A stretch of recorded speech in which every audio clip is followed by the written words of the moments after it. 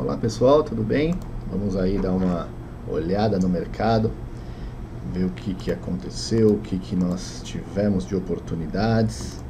Lembrando e reforçando que essas nossos vídeos de fechamento, ele tem o cunho e o apelo 100% educacional, uma vez que o mercado já está fechado e não temos aí como influenciar ou interferir nas operações de ninguém, ok? Então vamos lá. O Ibovespa, nós tínhamos aí hoje a oportunidade de operar nas duas pontas.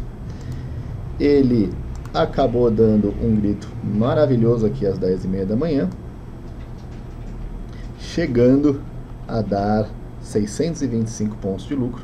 Eu acabei pegando 500 desses 625 pontos, saí bem nesse candle aqui com um bom lucro, já revendo um pouquinho do stop que nós tivemos ontem, que foi bem dolorido, mas sem a intenção de reaver ou qualquer coisa do tipo, e sim de fazer a operação sempre dentro do método, sem nenhuma distração ou querer se vingar aí do mercado, que é a pior coisa que possa existir para um trade depois de um stop, certo?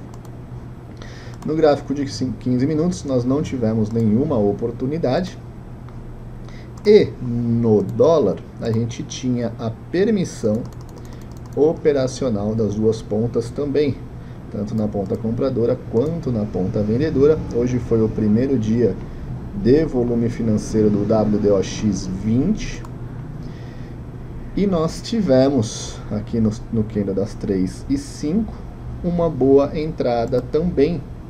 Então, muito atípico dentro do nosso método, que tem poucas entradas. Hoje tivemos duas entradas, né? Então chegou a cair aí 17 pontos. Eu saí logo no próximo candle com 10 pontos de lucro. Então tivemos aí um dólar bastante movimentado e eu acabei pegando esse pedacinho de 10 pontos, tá? Então tivemos os 500 pontos no índice e os 10 pontos no dólar hoje.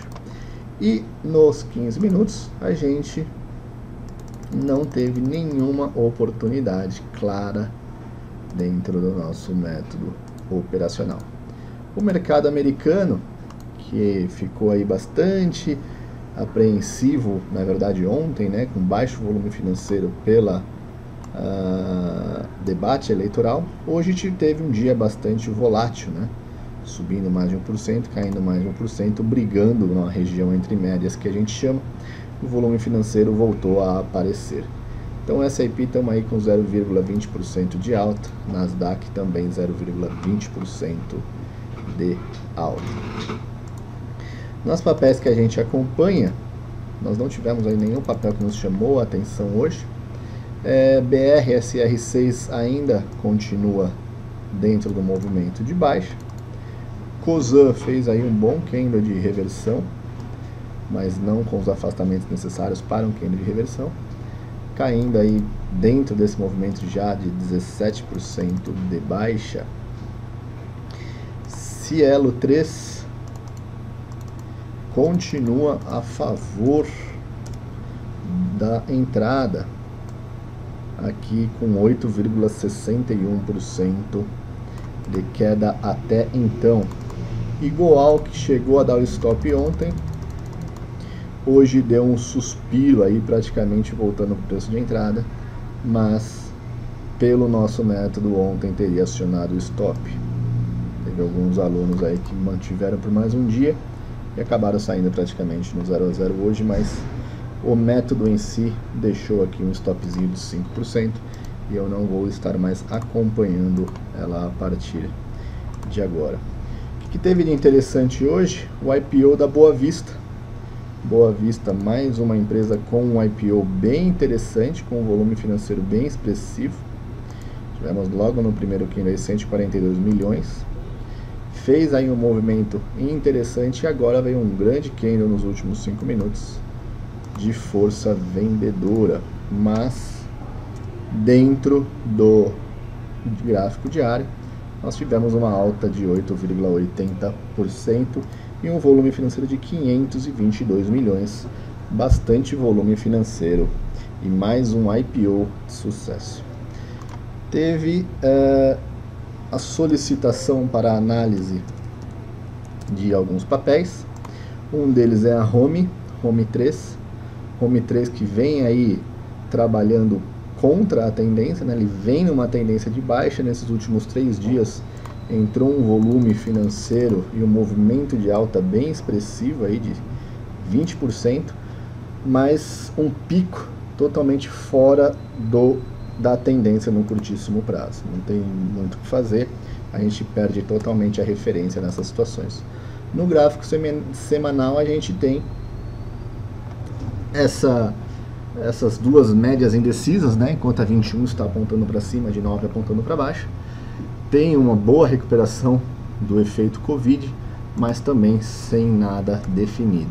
E o mensal, uma grande tendência de alta bem interessante.